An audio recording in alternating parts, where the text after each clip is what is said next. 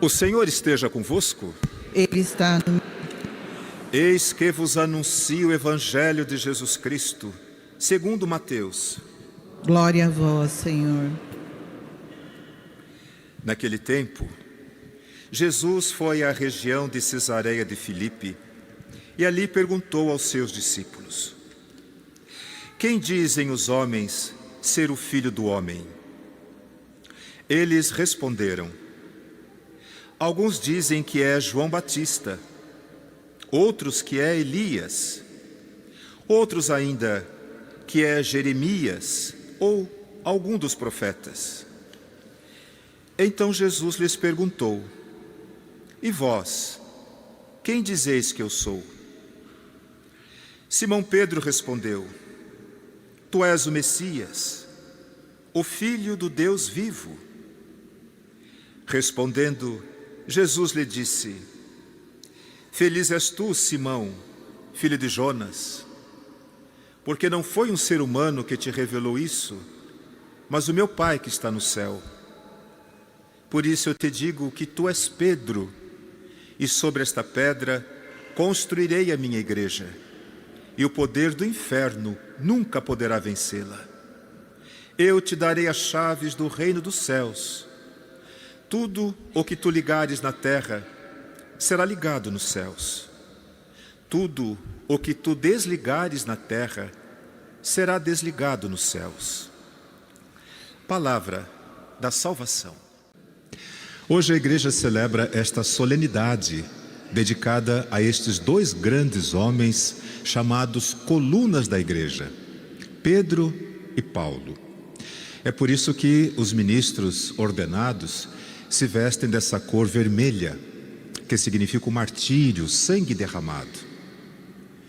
Os dois, por diferentes modos, deram testemunho de amor a Cristo. Derramaram seu sangue por causa do Evangelho. Encontraram sentido para a sua vida. E nada, nem ninguém, tirou deles a alegria de viver. É isso também que nós buscamos, especialmente nós que acorremos à igreja. Buscamos um sentido para a vida que nos ajude a viver. Tão importante quanto a vida é o sentido que nós damos a ela. Por isso, colocar sua esperança, colocar a sua expectativa, colocar a intenção da sua vida na eternidade que nos abraça, que nos acolhe, que nos espera, faz com que possamos relativizar todas as coisas que nos acontecem nesse mundo. Quero falar com vocês a respeito disso, baseado nas leituras que nós ouvimos hoje. Em primeiro lugar, Pedro.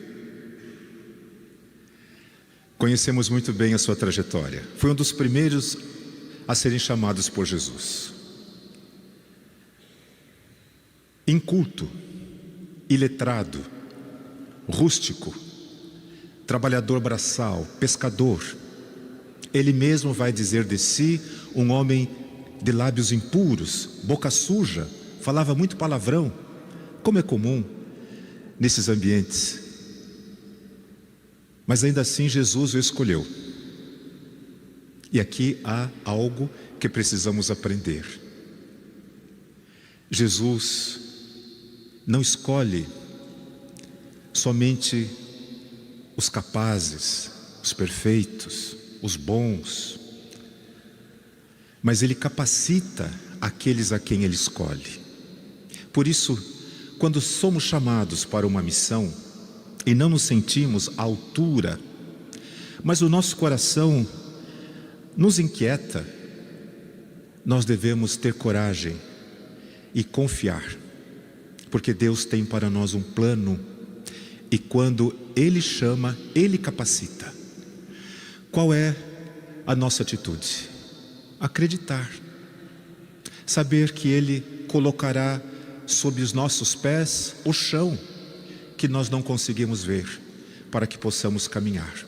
Isso é fé, um dia de cada vez. Pedro, nós podemos representá-lo em dois momentos muito importantes. A mesma pessoa, mas que podemos compreendê-lo de duas maneiras. Primeiro, antes da ressurreição de Jesus, um homem como nós. Ele tinha o desejo de conhecer a verdade. Por isso, ele seguia Jesus. Tendo deixado sua família, seu trabalho, a vontade de encontrar uma razão para a sua vida foi maior. E ele foi capaz de tudo deixar por causa de Jesus. Era um homem de grandes paixões, como nós também precisamos ser, para que a nossa vida vale a pena ser vivida. Nós precisamos sonhar, mas precisamos sonhar coisas grandes e precisamos ensinar os jovens, as crianças, a terem sonhos nessa vida, a serem pessoas especiais. Pedro não deixou de ser essa pessoa instintiva que nós somos. Teve medo. Traiu Jesus várias vezes. E aqui também há alguma coisa que precisamos aprender. Há algumas semanas, esse moço de 30 e poucos anos, que eu acompanho já faz algum tempo, por conta de uma situação muito específica da sua vida, ele disse assim: não adianta, eu sou assim mesmo, a minha natureza é essa. Pedro é como esse homem, que também julgava ser incapaz de ser diferente. Essa atitude de achar que eu não posso mudar, que eu vou ser sempre assim, é uma autossabotagem que a gente faz. E a gente faz isso de muitas maneiras. Uma maneira de fazer isso é achar que a gente não é bom o suficiente para aquele emprego. Eu não sou bom o suficiente para aquela moça que eu gosto, ou para aquele rapaz que eu gosto. Eu não sou bom o suficiente, e assim por diante. A gente vai se comparando com os modelos da sociedade, e alguma coisa dentro da gente como que sabota a gente. Você perdeu antes de lutar, já sai perdedor. Eu não vou conseguir. E assim por diante, nós somos capazes de fazer isso. Sabe quem é que ensina isso para a gente? Nossos pais. Eles têm tanto medo que a gente se machuque, que a gente se frustre, que a gente se dê mal, que eles dizem: não, você não vai conseguir, você não pode pular, você não sabe falar essas coisas, e assim por diante.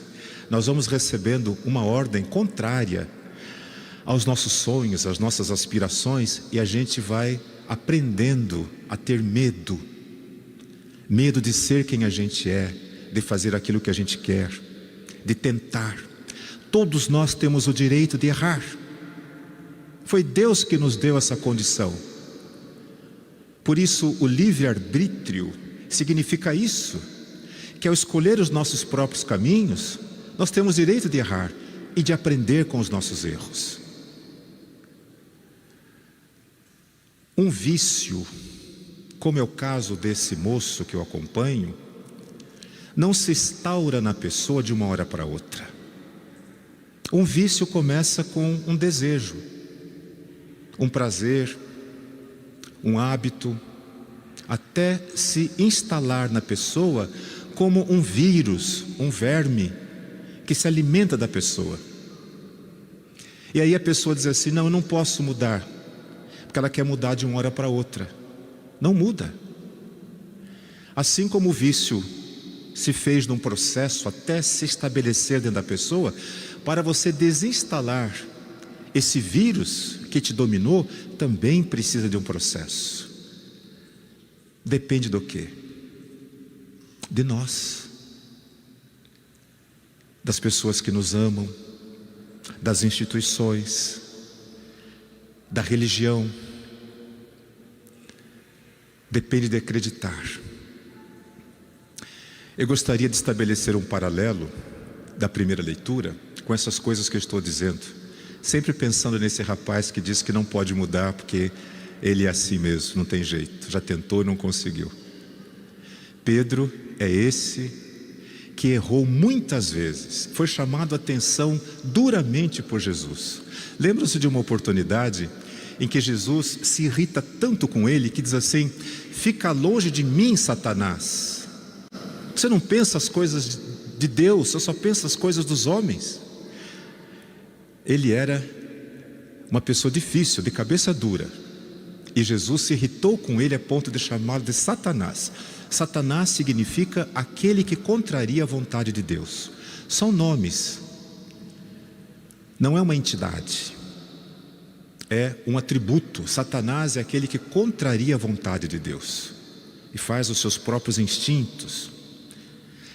Pedro, como nós também, queria fazer do seu jeito. Hoje nós o encontramos preso nessa situação impossível, improvável que nos foi descrito nos Atos dos Apóstolos. Imaginem uma cela, 2 correntes, 16 guardas montando vigília e ele ali dentro, sozinho. Eu não sei quanto a vocês, mas quando eu tenho alguma coisa importante para fazer no dia seguinte, eu tenho muita dificuldade de dormir, conciliar o sono. Então as ideias ficam assim pulando na cabeça. No dia seguinte, ele ia ser apresentado em praça pública e ia ser morto. Como é que ele dormiu aquela noite? Lembra Jesus na véspera da sua paixão? Estava ali no Jardim das Oliveiras. Não conseguiu dormir. Chorou, suou sangue por conta daquilo que estava para acontecer. Ele pedia para os seus amigos, seus discípulos: vigiem comigo. Vocês não são capazes de ficar 1 hora acordados para vigiarem comigo? Ele não conseguia dormir. E Pedro estava dormindo. Aí eu quero fazer esse paralelo. Vocês já estiveram em situação, ou conhecem alguém, que passou por esse drama chamado depressão? O que é que a pessoa que está em depressão quer fazer? Fugir. Mas ela não pode. As estruturas, as amarras sociais, os problemas, a vida. Então o que ela faz? Ela dorme. A morte é que lhe dá paz. A vontade de morrer é a única saída que ela consegue encontrar. Por isso ela dorme, como um prelúdio da morte. A sua energia psíquica foi neutralizada. Ela não consegue cuidar do próprio corpo, fazer comida, tomar banho, pentear o cabelo. Essa moça que está em depressão há tantos anos, ela diz assim: eu tento pegar o secador de cabelo, meu braço não levanta, eu não consigo segurar o secador de cabelos. Não tem energia psíquica, não tem força.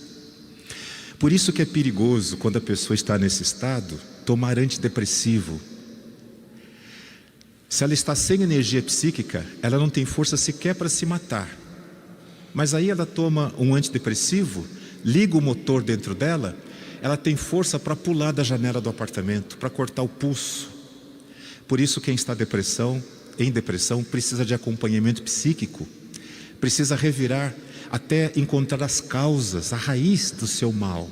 Então sim, ela pode ser acompanhada de forma a tomar remédio, a fazer outras terapias.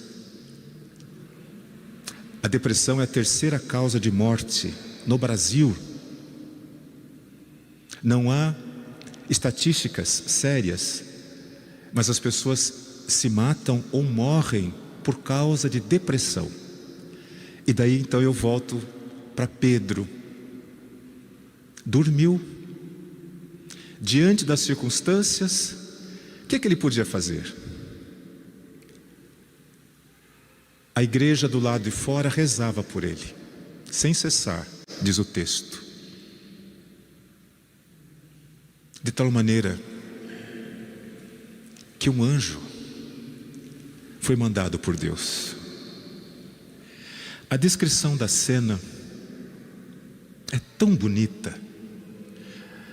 Eu já li tantas vezes que eu acho que saberia repetir palavra por palavra. A cela se ilumina. Aquela escuridão que acompanha o depressivo, aquela falta de vontade, tudo fica cinza, escurecido na penumbra. A cela se ilumina, de tal maneira que ele consegue enxergar as coisas, ver as cores, as diferenças, as formas. O anjo o convida a se levantar, a se vestir. E de uma forma extraordinária, as correntes lhe caem das mãos. Os vigias adormecem. A porta da prisão se abre e passo a passo ele vai caminhando para fora, saindo da sua escuridão, do seu medo, da sua tristeza, da sua incapacidade de vencer as dificuldades da vida. Quero chamar a atenção sobre isso, porque muitas vezes Deus fez isso conosco.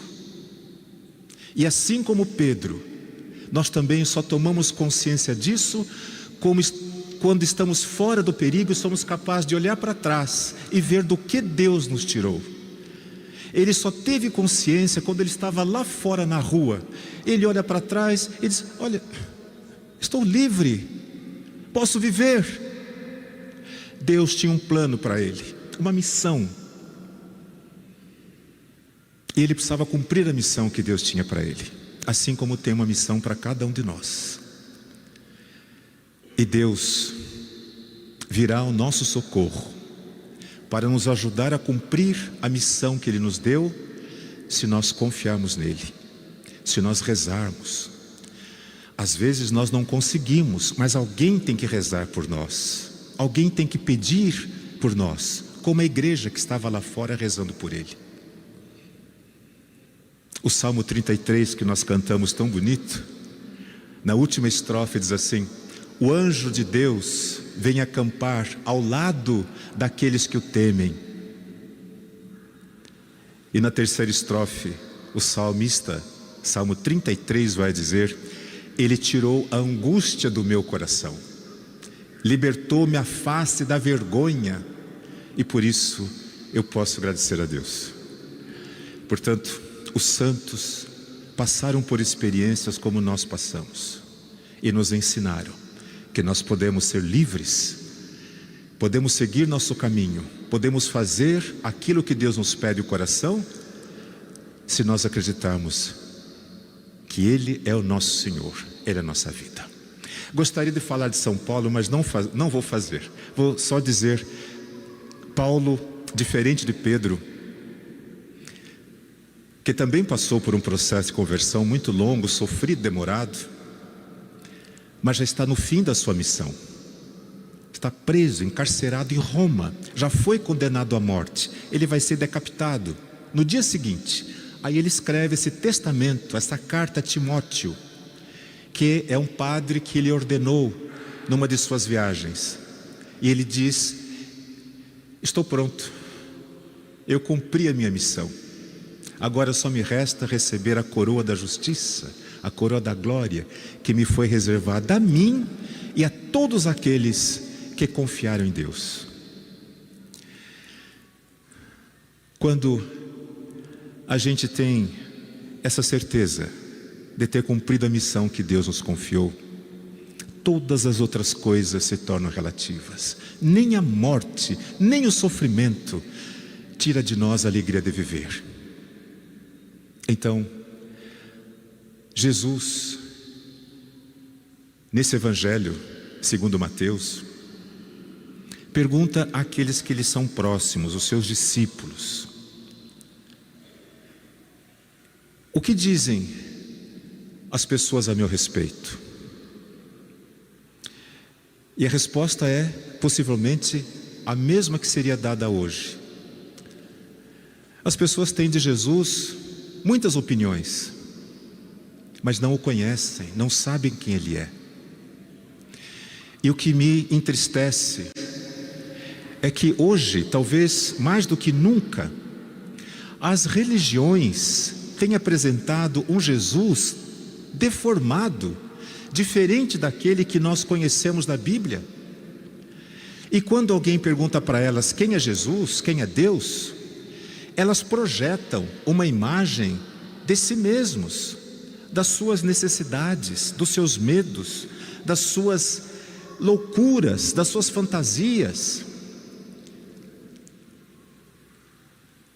Essa noite passada, eu liguei a televisão de madrugada, estava passando um culto de uma dessas igrejas chamada neopentecostais. Havia muita gente, e o pastor que pregava era uma reunião de empresários. Ele falava sobre a recompensa de Deus, e várias pessoas subiram ao púlpito para dar testemunho de como elas conseguiram melhorar os negócios da empresa, trocaram de carro, e vários testemunhos dizendo de coisas que elas buscavam e conseguiram porque foram à igreja, deram o dízimo e Deus deu a elas aquilo que elas queriam. Não é Jesus, não é assim que Ele age, não é isso que Ele ensinou.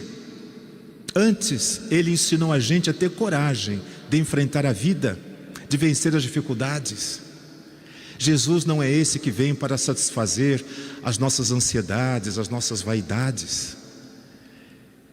Assim como naquele tempo, as pessoas não o conhecem, mas mais preocupado está Ele com o que os seus discípulos pensam dele. E vocês, o que dizem de mim? Quem vocês acham que eu sou?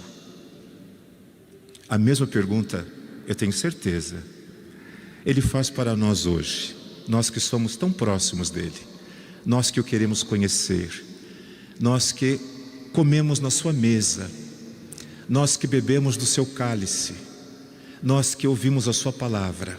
Ele nos pergunta hoje, sem dúvida alguma: e vocês? O que eu sou para vocês? Qual o lugar que eu ocupo na sua vida? Louvado seja nosso Senhor Jesus Cristo.